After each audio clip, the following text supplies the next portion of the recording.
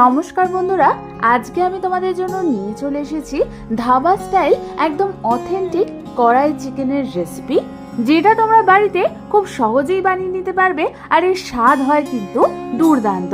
তাহলে চলো আর দেরি না করে রেসিপিটা শুরু করে ফেলি। আর আমি সুস্মিতা তোমাদেরকে আমার চ্যানেল ইয়ামিটস বাংলাতে স্বাগত জানাই। এই রেসিপিটার জন্য প্রথমেই আমাদের একটা স্পেশাল মশলা বানিয়ে নিতে হবে।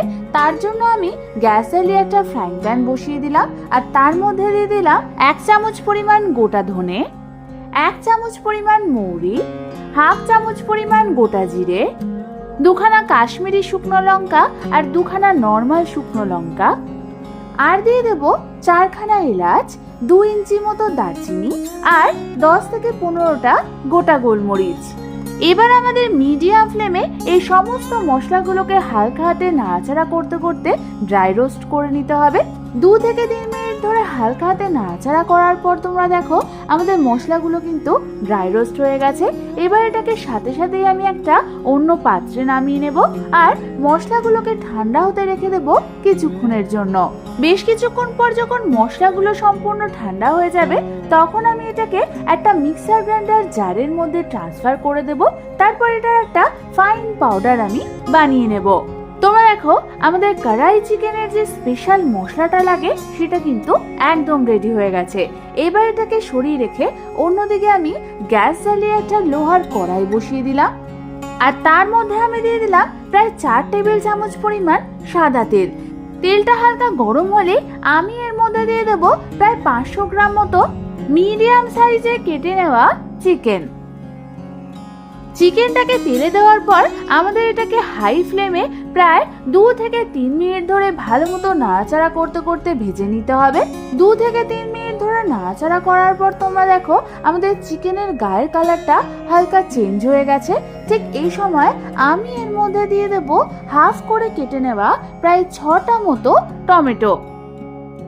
সমস্ত টমেটোগুলোকে দেওয়ার পর আমি এর উপর দিয়ে দেব 1 চামচ পরিমাণ নুন, যাতে টমেটোটা তাড়াতাড়ি সেদ্ধ হয়ে যায়। নুন দেওয়ার পর গ্যাসের ফ্লেমটাকে লো করে দিয়ে আমি এটাকে ঢাকনা চাপা দিয়ে কুক হতে রেখে দেব প্রায় 6 থেকে 7 মিনিটের জন্য।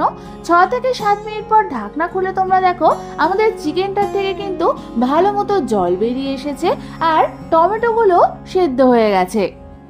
এই সময় একটা চিমটের সাহায্যে আমাদের টমেটোর গায়ের খোসাগুলোকে ঠিক এইভাবে ছাড়িয়ে নিতে হবে। সমস্ত টমেটোর খোসা ছাড়ানো হয়ে গেলে এবার আমাদের এটাকে হাই ফ্লেমে ভালো মতো নাড়াচাড়া করতে হবে, যাতে টমেটোটা ভালো মতো সবকিছুর সাথে মিশে যায়। ভালো মতো সমস্ত কিছু মিশানোর পরই আমি এর মধ্যে দিয়ে দেব 1 টেবিল চামচ পরিমাণ আদা রসুন বাটা আর দিয়ে দেব হাফ চামচ পরিমাণ হলুদ গুঁড়ো আর 1 চামচ পরিমাণ কাশ্মীরি লাল লঙ্কার গুঁড়ো।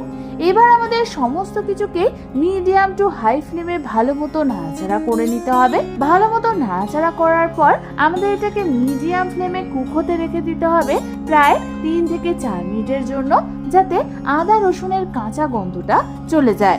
তোমরা যদি একটু বেশি গ্রেভি করতে চাও তাহলে এই সময় এখানে অল্প পরিমাণ গরম জল অ্যাড করতে পারো। এবার আমি এর মধ্যে দিয়ে দেব 3 থেকে 4টে টুকরো করে কাটা কাঁচা লঙ্কা, 1খানা মিডিয়াম সাইজের এরকম বড় বড় খোসা ছাড়ানো পেঁয়াজ আর দিয়ে দেব 1খানা মিডিয়াম সাইজের এরকম ডুমো ডুমো করে কাটা ক্যাপসিকাম। তারপর আমি এর মধ্যে দিয়ে দেব 1 চামচ পরিমাণ নুন দিয়ে আমাদের সমস্ত কিছুকে হালকা হাতে একবার ভালো মতো নাড়াচাড়া করে নিতে হবে। ভালো মতো নাড়াচাড়া করে নিয়ে আমাদের এটাকে ফুটতে দিতে হবে মিডিয়াম ফ্লেমে প্রায় 2 থেকে 3 মিনিটের জন্য, যাতে পেঁয়াজ আর ক্যাপসিকামটা হালকা নরম হয়ে যায়। 2 থেকে 3 মিনিট পরই আমি এর মধ্যে দিয়ে দেব বানিয়ে রাখা সেই স্পেশাল মশলাটা দেওয়ার পর আমাদের সমস্ত কিছুর সাথে ভালো মতো এটাকে নাড়াচাড়া করে মিশিয়ে নিতে হবে। তোমরা দেখো মশলাটা দেওয়ার সাথে সাথে আমাদের কড়াই চিকেনের গ্রেভির কালারটা কিন্তু একদম চেঞ্জ হয়ে গেল। ভালো মতো সমস্ত কিছু মেশানো হয়ে গেলে আমি এর মধ্যে দিয়ে দেব স্বাদ অনুযায়ী চিনি দিয়ে প্রায় 1 থেকে 2 মিনিট ধরে হালকা হাতে একটু নাড়াচাড়া করে নিয়েই আমি সবার শেষে এর মধ্যে দিয়ে দেব কিছুটা পরিমাণ এরকম লম্বা লম্বা করে কোচানো আদা।